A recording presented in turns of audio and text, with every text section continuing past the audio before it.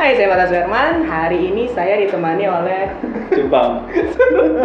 Bapak siapa namanya? Cupang. Nah, Bapak Puadin Reddy ini ya artis sinetron Azab. Itu nggak usah disebutin sih menurut gue sih. Karena kita udah pensiun ya, jadi lo nggak usah ngomongin Azabnya sih. Tapi gue bangga akan menjadi artis Azab kok. Ini baru intro. Nah, kita hari ini mau bahas tentang industri kreatif sinematografi.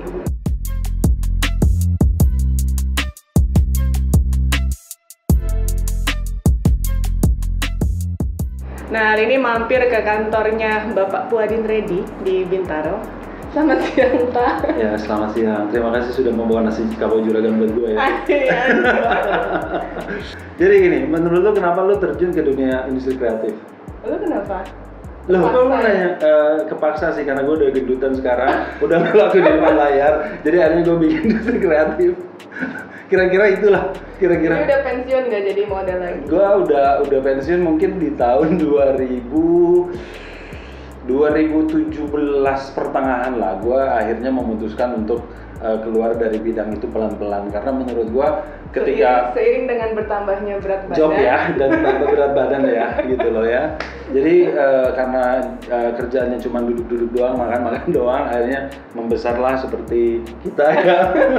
Seperti kita. Jadi ya udahlah, gue berpikiran sebenarnya masih ada yang nawarin sebenarnya sih, cuman gue tahu diri sih gitu loh. Yang lain lawan main gue kecil-kecil gitu ya, terus tiba-tiba perannya udah beda kan, udah bukan dari ABG iya, terus lawan gue tuh ABG semua, terus gue ngerasanya jadi pacar kayaknya nggak enak, lebih cocok jadi bodyguard kali ya. Jadi bapak ya? Bapaknya gitu loh. Jadi bapak pikir, yang punya istri 3 gitu. 5. Oh 5. Lebihin 1 lah. Terus jadi kenapa lo nyasar membuat gimana ya ceritanya ya? Gua sebenarnya bangun ini dari 2013 sebetulnya, karena gue berpikiran wah ini industri digital ini bakalan naik gitu ya. Terus akhirnya gue berpikiran oke, gue harus nyari duit dulu nih di dunia sinetron, karena menurut gue dunia sinetron tuh cara gampang lu untuk mendapatkan duit banyak lah gitu loh ya. Terus abis itu enggak juga sih, cukup lah beli batagor lah gitu ya, stripping kayak gitu kan tayang setiap hari gitu loh, dan harganya juga kan tiap hari terus kan gitu kan. Terus ya udah akhirnya gue punya keinginan, yaudahlah kita stripping dulu, terus habis itu baru gue ngumpulin duit, terus habis itu gue beliin alat udah. Ini gue beli KPH. Terus kenapa pilihannya PH? Karena itu yang sesuai dengan passion gue. Karena sebenarnya dulu tuh gue beli kamera, sebenarnya gini, gue beli kamera dan lain sebagainya itu untuk mengakomodir passion gue di dunia perfilman lah gitu loh. Jadi gue pengen break limit diri gue sendiri. Jadi gue pengen ngamerain sendiri, nyutradain sendiri, ngedit sendiri, ngaudio sendiri, color sendiri, semua sendiri. Jadi ketika gue bukan sendiri, karena nggak punya budget buat bayar sebenarnya. Dia penyendiri ternyata. Gitu. Jadi karena nanti ketika gue buka PH, jadi at least gue tahu secara keseluruhan bidang ini tuh kayak gimana nih bidang ini. Jadi akhirnya gue bisa menghargai antar profesinya masing-masing gitu. Kira-kira luar biasa gue. Ini serius nggak sih? Bercanda. Nah, tapi kan gue percaya. Jangan. Terus dari 2013 sampai sekarang udah 7 tahun ya nih? Ya. Hampir 7 tahun ya? Ya, udah bisa ngitung kan? Ya, lumayan lah, SD lulus lah ya? Lulus ya sekitar 7 tahun lah, sampai sekarang alhamdulillah sih masih berjalan ya. Meskipun sekarang adanya pandemi ya agak seret ya, makanya gue mau beralih aja sih. Jualan batagor? Production batagor, PB bukan PH. Produksi batagor gitu. Terus sekarang udah ada berapa orang yang bantuin lo jadinya? Pembantu 1, tukang kebun 1. Gue baru kasih ini, bikin vlog susah banget seriusnya. Jadi gue sebenarnya di sini editor gue ada 4, terus untuk orang produksi ada 2, kreatif 1, admin 1, desain 1, ya kira-kira 2 lah. Nggak tahu dia SD dulu agak susah. Kira-kira sekitar 15 lah. Kira-kira 15-an lah. Gitu. Ya itu belum dihitung tetangga gua kan, karena sudah kesini juga bantuin gua. Cuma untuk jagain poli gitu kan ya, biar cantik gitu kan. Iya, matahari turun gua direfleksiin gitu kan. Itu belum dihitung sih sama gua. Tahun depan dihitung nggak? Hitung gitu. Jadi video yang udah lu bikin apa aja? Karya Anda selain Azab. Selain Azab ya. Aduh, tapi Azab itu keren men menurut gua. Ratingnya bagus, Madi aja suka tuh. Berarti artinya ketika gua berakting, Madia nangis. Gua cocok dong berarti memerankan sebagai seorang aktor Azab ilahi gitu loh. Tapi kembali lagi ke mana? Jadi apa aja karya lu selain Azab? Azab kan di depan layar ya bos. Nah kalau sekarang kan di belakang layar. Jadi memang PA gua tuh sekarang tuh lebih ke orang taunya kita nih pembuat web series sebetulnya. Web series. Jadi ada beberapa web series, ada Yakinika yang buat JBL, terus ada Copy Paste buat Sequis Live, terus habis itu ada Dua Kata untuk Dua Kelinci, ada TikTok juga, terus habis itu ada Hai buat Airwalk gitu loh. Jadi ya kayak gitu-gitu. Tapi TVC pun kita pernah ngerjain, ada Samsung juga gitu loh, kayak gitu-gitulah. Nah tahun ini gue rencananya insya Allah kalau jadi gue mau bikin film gitu. Jadi lu awal mulanya gimana? Lah kan tadi gue udah ngomong awal mulanya. Jadi aktor Bang. Oh gitu apa? Kan nggak mungkin tata lu langsung bikin film. Nah sebenarnya gini, ini ada hal yang lucu sih menurut gua. Misalnya nih ketika lu gitu ya, atau lu gitu ya menawarkan sebuah produk lu ke misalnya taruhlah klien gitu ya. Ini siapa ya? Pasti gitu dulu kan. Ini siapa ya? Terus oke, kalau misalnya lu udah memperkenalkan diri, terus ini lu apa ya? Karya lu apa ya? Kan pasti kayak gitu ya. Nah kebetulan bro, kebetulan nih rata-rata klien-klien gua tuh para pencinta Azab.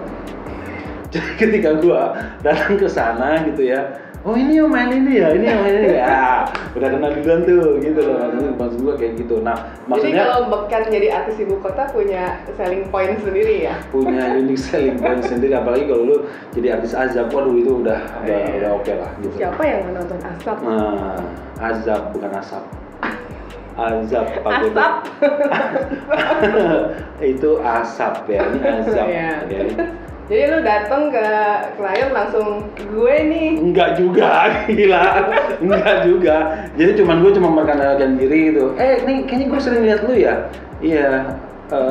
Ya gue presenter bola gitu. Ya gue sering lihat lu bola, terus habis itu gue sering lihat lu di TV gitu loh. Gue lihat lu kayak bola. Tapi dulu nggak segede ini sih. Jadi pas setelah itu ya udah akhirnya ketemu ngobrol-ngobrol, terus ternyata karena passion gue di dunia perfilman sebetulnya ya, jadi gue bikin web series gitu loh, segala macam ya udah akhirnya gue menawarkan itu gitu loh, dan akhirnya mereka percaya, terus ya udah gue cuma kasih tahu doang. Kenapa langsung masuknya ke web series? Web series itu sebenarnya trennya baru, bukan iya baru belakang web series itu baru, kan? baru belakangin juga ya, udah depanan lah. Awas nabrak. jadi mungkin web series tuh sore tuh kapan ya? Mungkin 2017. Ini gue harus ketawa apa jangan? Ini sorenya si Dion kan? Sahabat lu tuh Dion Yoko gitu kan. Dan menurut gue itu Dion salah satu Yandi Lawrence menurut gue itu salah satu breakthrough sih menurut gue. Akhirnya web series jadi mulai itu ramai. Itu zaman gitu yang sore itu berarti yang paling kayak happeningnya web series atau ada sebelumnya ada yang lagi?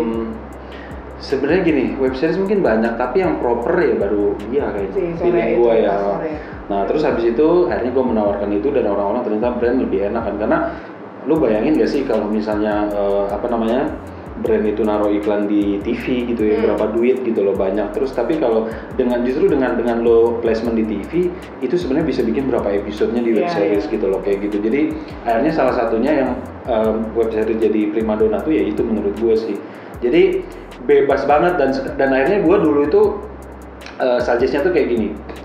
Jadi kalau misalnya di YouTube itu suka ada iklan gitu di pertengahan, nah justru gue menyarankan si brandnya itu, lo punya iklan ya gue taruh aja di tengahnya, jadi ibaratnya itu kayak iklan padahal mah yang udah gue edit gitu loh, gitu loh kayak gitu. Dan akhirnya mereka suka, ya udah akhirnya ya udah dapat cuan nih.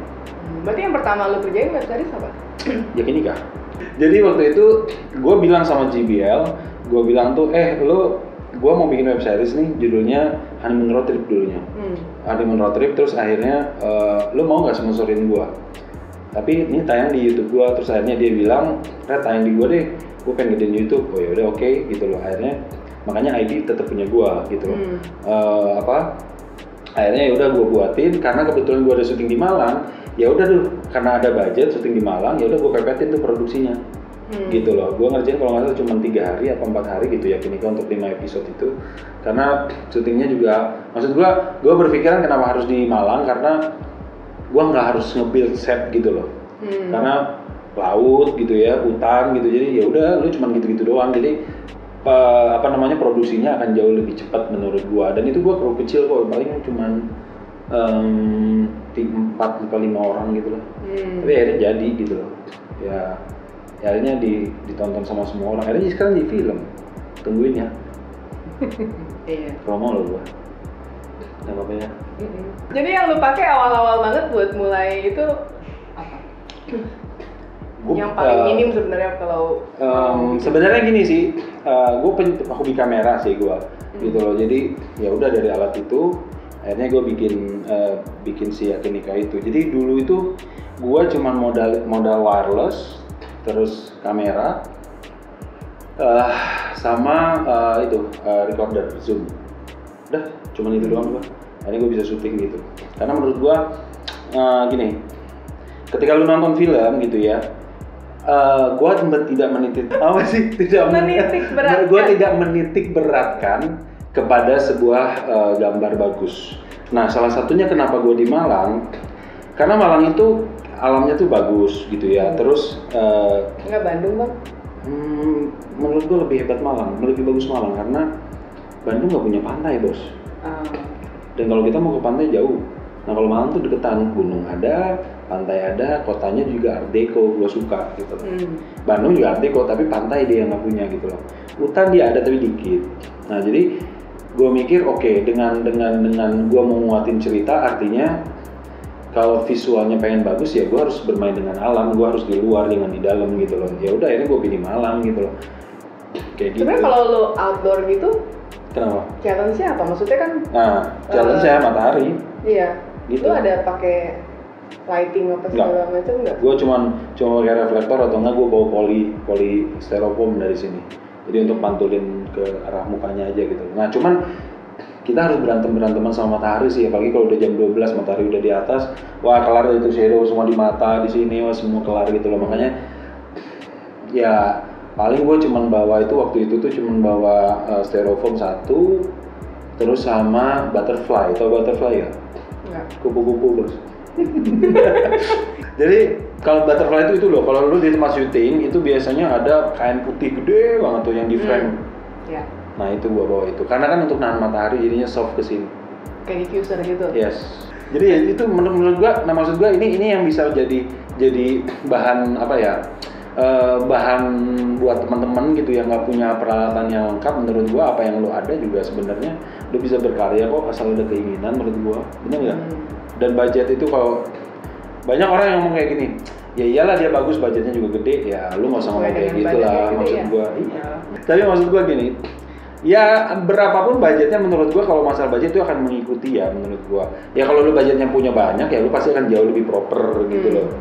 Kayak sekarang gua akhirnya pelan-pelan gua lengkapin semua equipment gua, dari mulai ada slider, ada apa namanya gimbal, ada apa ya,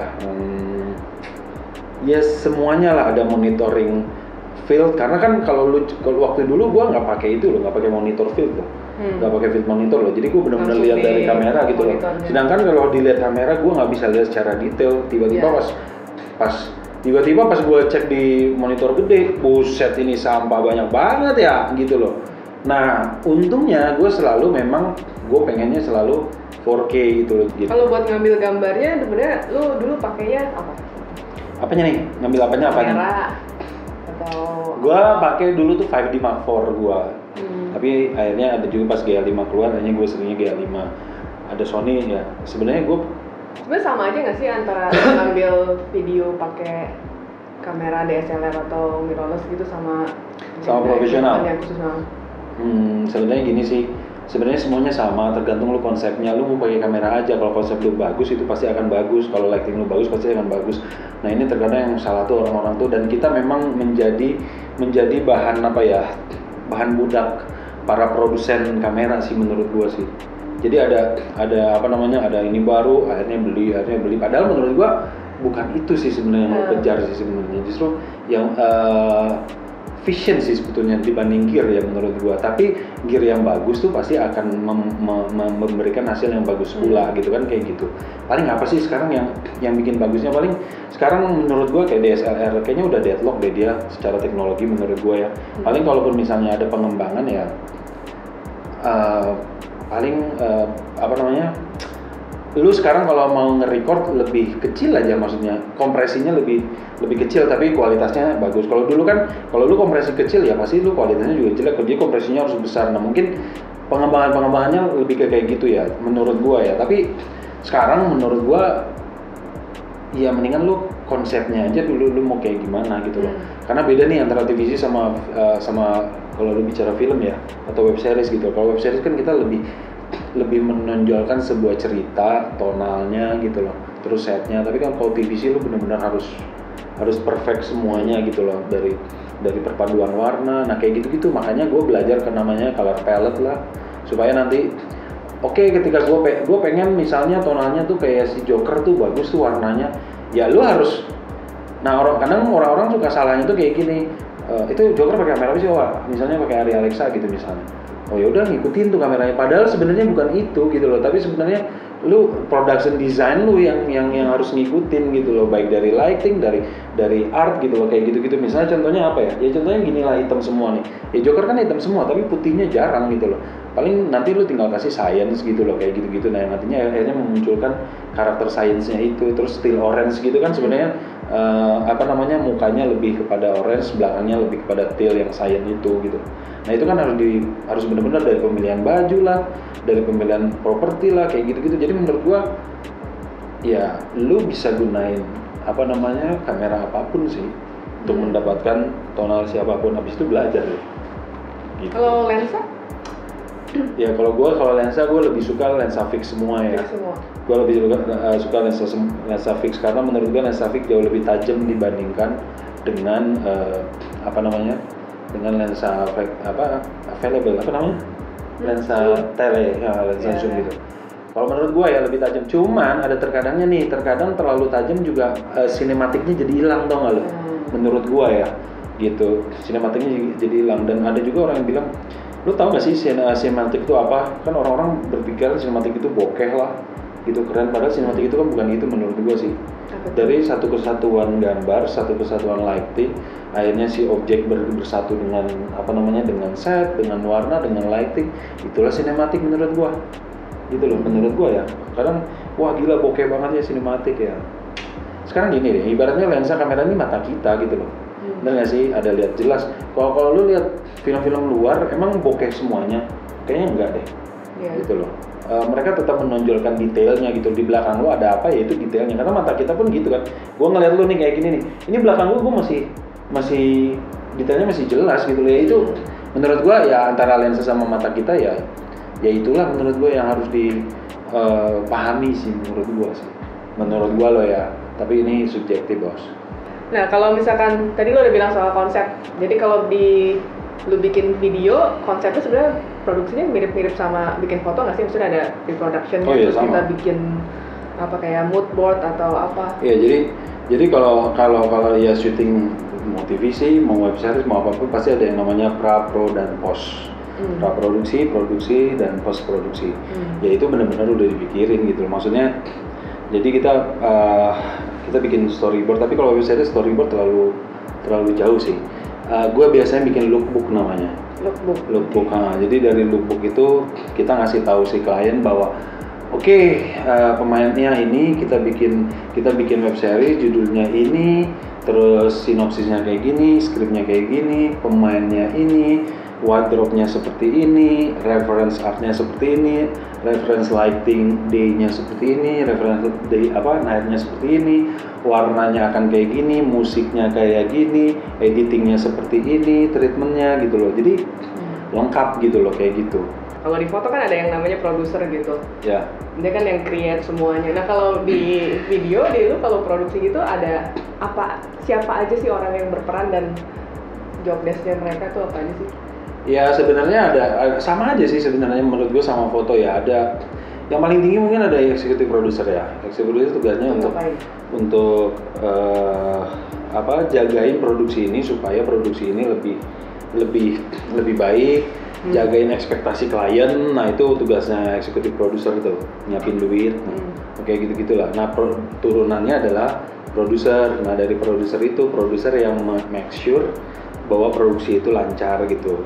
Kayak produser mengepalai ada line producer, ada associate producer, kayak gitu-gitu, ada asisten produser dan lain sebagainya sampai ke director, sampai ke DOP, sampai ke art, sampai ke kostum, sampai ke make up, sampai ke PU, sampai ke equipment alat gitu. Jadi ya itu kira-kira turunan orang-orang yang ada di situ. Makanya kalau produksi web series itu agak gede banget ya timnya ya. Kalau foto paling berapa sih? 10 ya ada? Apa 8 mungkin? Enggak segede itu sih. Berapa? Tergantung budgetnya juga sih Bang. Oh gitu ya? Iya. Tapi kalau di kita harus ada semua sih. Karena kalau nggak ribet nanti. Agak susah untuk double job ya kalau di video ya. Mungkin lebih agak susah. Ya. Jadi nanti dari unit aja kan ada 2. Ada unit lokasi 1, ada unit untuk talent gitu loh. Nanti ada telkonya juga sendiri gitu-gitulah. Unit lokasi ya dia nyariin lokasi. Telco ya dia nelponin kru dan pemain. Ada Astrada pun ada Astrada 1, ada Astrada 2, ada Astrada 3. Terus ada continuity script continuity gitu loh. Jadi memang turunannya tuh banyak banget. Nah, gua biasanya karena gua kebiasaan di Azab nih. Ini kembali lagi nih ke Azab nih. Kebiasaan gua sinetron gitu loh. Jadi gua gimana caranya mengcombine supaya lebih efisien gitu loh. Jadi akhirnya budget pun bisa gue bisa efisienin gitu loh. Yang tadinya mungkin di pos ini tuh harus ada beberapa orang, nah akhirnya akhirnya gue turunin jadi enggak gitu loh. Nah cuman kalau di web series itu biasanya produser cuma 1 tapi untuk keseluruhan tuh pro dan post itu semuanya 1 produsernya. Kalau di web series ya. Tapi sebenarnya yang benar itu adalah produser pro itu tidak sama dengan produser post ada lagi sendiri biasanya. Itu yang benar sebetulnya. Cuman ya kembali lagi masalah budget gitu. Kalau budgetnya oke ya kenapa enggak kita provide gitu. Nah kalau lu produksi sebenarnya bisa berapa lama? Misalkan dari awal banget nih udah deal gitu ya mau produksi itu persiapan apa segala macam. Kalau gue rata-rata kayak gini sih, ketika gue misalnya gue mengajukan sinopsis sama si klien gue, mereka oke nih, tapi development story-nya kira-kira kayak gini, udah gue biasanya nyuruh penulis gue untuk langsung bikin gitu loh. Nah mungkin kira-kira sekitar 2 mingguan lah, untuk 4 episode sampai 5 episode itu mungkin sekitar 2 minggu. Nah setelah 2 minggu itu gue kirim ke mereka, akhirnya mereka ngeliat, mereka review. Oke, ada revisi, baru masuk ke draft kedua biasanya. Itu kan draft pertama, draft kedua. Dari draft kedua biasanya cuma semingguan lah gitu. Habis itu sampai draft ketiga, final, sudah. Habis itu gue pre-production tuh. Gue siapin, gue cari kru, gue cari pemain, pengen pemain, ada yang reading gitu loh. Ada yang bikin breakdown schedule gitu-gitulah, bikin BPM sama si BPM biasanya ada 2 kali gue. BPM 1, BPM 2. BPM 1 itu isinya tentang kira-kira dengan sinopsis seperti ini, dengan skrip seperti ini, kira-kira ini loh pilihannya, ini setnya seperti ini, lebih ke lokasi sih sebenarnya. Ini kayak gini, terus pemainnya ini, terus habis itu gue pengennya pilih yang ini, kalau misalnya rumahnya pilih yang A misalnya. Nah di BPM kedua dari rumah yang sudah dipilih atau lokasi yang sudah dipilih, kita breakdownin lagi, ini kamarnya, ini ruang tamunya, ini ruang makannya, kayak gitu-gitu loh. Nah terus di sini nih, ini artnya akan seperti ini nih, nanti di sini kita akan ngisi ini nih, warnanya akan kayak gini nih. Nah misalnya kan biasanya suka ada yang ditonjolin itu adalah identity brandnya gitu loh. Artinya contoh misalnya kemarin ketika gua ngerjain si Sequis gitu. Sequis itu kan agak til hijau, til apa biru til. Akhirnya gini, gue mikiran kalau gue terlalu banyak warna mati nih gitu loh. Akhirnya gue bilang, gue cuma tolong cariin set ke orang lokasi unit lokasi gue, tolong cariin set yang setnya itu cuma ada 2 warna, coklat dan putih. Akhirnya dicariin lah kafe yang coklat sama putih, terus cariin lah rumah yang coklat sama putih ambience-nya gitu. Karena supaya si warna brand image-nya tuh lebih lebih keluar lah lebih gitu, dia lebih jadi spotlight lah gitu, meskipun tipis-tipis kecil-kecil, tapi mata kita kan akan tertuju bukan pada ke black dan white gitu, tapi pada lebih ke warna kan. Jadi itulah kira-kira yang harus dipikirin. Nah itulah yang namanya production design. Kesulitannya apa sih kalau bikin video? Sebenarnya kalau kesulitan sih sebenarnya nggak ada ya menurut gua, seru-seru aja. Cuman itu akan sulit ketika force major terjadi sih menurut gua. Lebih ke situ sih. Force major artinya terjadi PSBB tiba-tiba kayak kemarin PSBB gitu. bukan hanya itu, tapi misalnya nih, ketika kita syuting di luar tiba-tiba hujan, sedangkan lu banyak banget gitu loh scene-nya. Lebih kayak gitu, anjir sering banget gitu loh. Gue pernah kemarin syuting di Malang tuh. Nah gue tipikal orang yang kayak gitu tuh. Jadi kayak misalnya gue syuting dari pagi jam 6 gitu loh. Terus habis itu ya on cam jam 7 lah. Tiba-tiba jam 12 siang hujan. Sedangkan scene masih banyak. Terus gue lihat, wah ini kayaknya nggak mungkin berhenti nih. Gue nanya tuh sama saudara gue, kita udah berapa scene? 5 scene lagi. Oke, terus besok ada berapa? Ada sekitar 7. Kalau ditambah ini jadi berapa? Jadi 11. Scene-nya apa aja sih? Oh iya break deh. Udah break, gue tidur udah. Nah itu yang terjadi di Yakinikan dulu tuh. Makan gitu ya. Makanya segede gini kan sama kita. 0-0 gitu. Nah itu kalau kayak terjadi kayak gitu, lu kan budget semuanya udah deal dari awal kan. Nah, tapi kan jadi membengkak bukan? Jadi gini, kebetulan gue bisa jadi produser, gue bisa jadi executive producer, gue bisa jadi director gitu. Jadi ketika gue jadi director, gue memposisikan diri bukan hanya sebagai director tapi sebagai produser yang mikirin budget juga gitu loh. Oke, working budget gue berapa segini. Oke, kalau gue ada tambahan hari ini, kira-kira yang gue bisa subsidi silang yang mana nih gitu. Jadi gue udah bisa tahu itu sih. Yang lu nggak perlu, ini kan lo yang gue take out. Jadi memang kebetulannya tuh itu. Jadi gue kalau nggak ngedirect, gue pasti jadi produser atau nggak jadi. Lu nggak jadi aktornya sekalian? Nah itu, kalau ibaratnya gue masuk frame-nya, terus tiba-tiba close up pipi semua bu. Itu loh yang gue herannya tuh. Ini cuma hidung doang gitu, gede gitu kan, kembang kempis. Jadi gue daripada merusak estetika ya, jadi mendingan tinggalin. Itu sudah masa lalu ya. Itu sudah masa lalu. Masa sekarang ya masa sekarang lah. Oke, baiklah. Kayak gitu. PSBB gitu ngaruh banget nggak sih? Banget lah, PSBB kita nggak bisa syuting, semua pengen nggak bisa syuting gitu loh. Jadi ya kalaupun ada syuting biasanya ngumpet-ngumpetan di studio gitu loh, kayak gitu-gitu ya. Cara terbaiknya adalah itu sih menurut gua. Atau rata-rata kan bikin konten lebih kepada ya udah pemainnya aja yang langsung syuting di rumahnya sendiri, ntar tinggal kirim data file, habis itu kita edit gitu loh. Tapi mengikuti brief yang berlaku gitu loh. Dan kalau gue sih kemarin masih syuting sih, masih syuting sih gue. Ngobrol aja ngap, ketahuan kurang olahraga ya bang? Enggak sih, cukup, justru kelebihan gue ini banyak olahraga gue. Tadi pagi gue lari dulu 10 kilo sebelum ngobrol ini, jadi aduh ya, jam segini staminanya oke lah ya. Kurang gitu lah. Ini kan yang video lu yang Yakinika kan drama ya. Kenapa milihnya drama? Apa emang marketnya lebih banyak orang suka drama atau? Lu suka drama nggak? Enggak sih. Masa sih? Gue suka pembunuhan. Yang bunuh-bunuh, cabik-cabik gitu. Itu kan drama juga salah satunya. Drama pembunuhan. Iya kan? Ya terus kenapa drama? Ya terserah gue dong. Kenapa sih gue yang bikin? Galak banget. Ini narasumber kali ini galak banget. Jadi menurut gue gini ya, karena sekarang gini, kenapa sinetron azab tuh ini kembali lagi ke azab nih? Kenapa disukai ini? Karena orang kita nih doyan banget drama gitu loh menurut gue. Benar nggak sih? Masa sih? Iya dong. Rata-rata penyuka web series, penyuka FTV komedi itu, atau apa kan? Komedi disukai. Kayak komedi banget ini. Ya kalau lagi ngomong sih, tapi kalau bikin gue nggak bisa loh. Komedi itu susah loh menurut gue, karena itu harus ada hitungannya menurut gue. Harus punchline-nya tuh harus bener gitu loh. Dan rata-rata kan kita gimana caranya supaya ini antar lu sama gue tuh nggak jualan semua, tapi ada yang beli gitu loh ibaratnya tuh. Nah itu di komedi susahnya itu gitu loh. Dan kadang-kadang suka apa ya? Komedi itu menurut gue subjektif sih. Mungkin ya. Menurut gue komedi itu subjektif. Lucu buat lo, belum tentu lucu buat gue, belum tentu lucu buat kalau drama. Kalau drama kita setuju sedih ya sedih gitu loh. Benar nggak sih? Benar nggak? Orang meninggal, lu pasti sedih dong. Sama gue juga sedih kok. gitu loh. Empatinya ada, simpatinya ada gitu. Pacaran seneng gitu. Pacaran seneng gitu loh. Tapi kalau komedi kan lucu buat lo belum tentu lucu buat kita.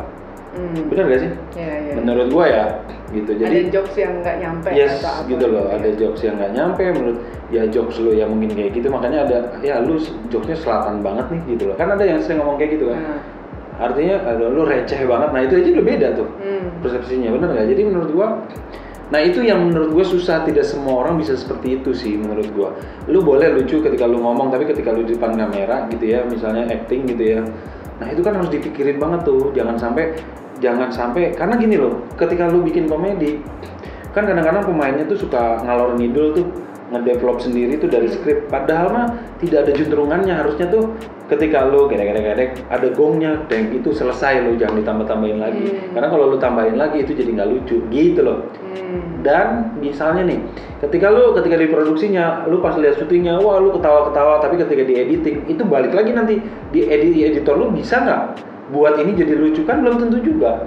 Kalau editor lu bukan tesnya komedi gitu loh. Jadi susah lah buat gue sih. Nah makanya gue pribadi lebih kepada ke drama, karena gue suka drama gitu ya. Hidup gue penuh dengan drama gitu ya. Jadi dan semua orang pada suka drama. Anak-anak sekarang kan lu tahu sendiri lah ya kan, dramanya banyak banget sih gitu loh. Jadi ya ini pasar yang menurut gue bahasa nih, udah gue masukin situ ya. Ini Yakinika buset deh. Ketika gue bikin Yakinika judulnya aja gue nggak kasih pertanyaan, gue nggak ngasih pernyataan. Karena menurut gue ketika kita bikin sebuah film itu, kita jangan menjudge, tapi justru kita memberikan pandangan. Biar pandangan orang lah yang mengartikan sendiri gitu loh, isi tentang ini tuh apa. Contoh, gue mengambil isu